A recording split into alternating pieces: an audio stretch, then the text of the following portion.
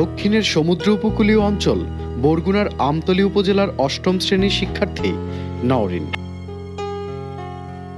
অংশগ্রহণ করেছে ইস্পাহানী মির্জাপুর বাংলাবিদ ষষ্ঠ বর্ষের বাছাই পর্বে। ছোটবেলা থেকে উৎসাহ ছিল যে বাংলাবিদে অংশগ্রহণ করব। আম্মু উৎসাহ দিচ্ছিল অনেক। কিছুদিন আগে চ্যানেলে দেখছিলাম, তখন একটি বিজ্ঞাপন দেখেছিলাম।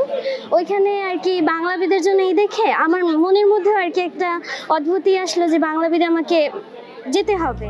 ভোর 5টায় ঘুম থেকে উঠে সুদূর বরগুনার তালতলী থেকে মায়ের সাথে বরিশাল আসার প্রস্তুতির কথা জানাচ্ছিলেন আমাদেরকে। রাতে ঘুম হচ্ছিল না এই চিন্তায় যে কালকে কি হবে, কিভাবে আমি পারবো, এতগুলো মেধাবী স্টুডেন্টের মাঝে কি আমি পারবো। তারপর সকালবেলা উঠলাম, ভোর 5টায় উঠেছি, গাড়িতে উঠে এখানে এসেছি। অনেক জার্নি হয়েছে, অনেক কষ্টও হয়েছে। আজ ছোটবেলা থেকে উৎসাহিত করত নওরিনকে অংশগ্রহণ করতে হবে বাংলাবিদ প্রতিযোগিতায়। বাবা জার্নালিস্ট এবং আরও প্রফেসর, দুটো মিলে আমার বাবার অনেক কাজ থাকে, এই জন্য বাবা অনেক উৎসাহিত করে, কিন্তু বাবার থেকে মা অনেক বেশি উৎসাহিত করে। এবছর চ্যানেল আইতে প্রচারিত নির্দেশনা অনুযায়ী রেজিস্ট্রেশন করে নওরিন। প্রতিকূল আবহাওয়া দমিয়ে রাখতে পারেনি নওরিন ও তার মায়ের ইচ্ছে শক্তিকে।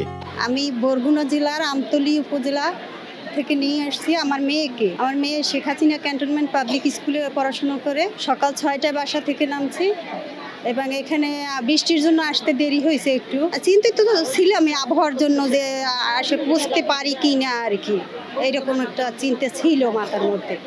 আর যারা বরিশাল শহরে তারা তো আসতে পারবে, কিন্তু আমাদেরটা তো দূর থেকে আসছি। নওরিনের জন্য মায়ের আছে আশীর্বাদ। আমি আল্লাহর কাছে দোয়া চাই যেন আমার মেয়ে আর কি ঠিক। নওরিন মনে করে এবছরে পশ্চিমবঙ্গের কলকাতার প্রতিযোগীরা যুক্ত হওয়াতে চ্যালেঞ্জিং হবে বাংলাবিদ ষষ্ঠ বর্ষের প্রতিযোগিতা। এইবার বাংলাবিদদের জন্য চ্যালেঞ্জটা অনেক বেশি, কারণ এবার ভারতেও অডিশন হচ্ছে, এই জন্য আর কি সব মিলিয়ে প্রতিযোগিতা খুব প্রবল।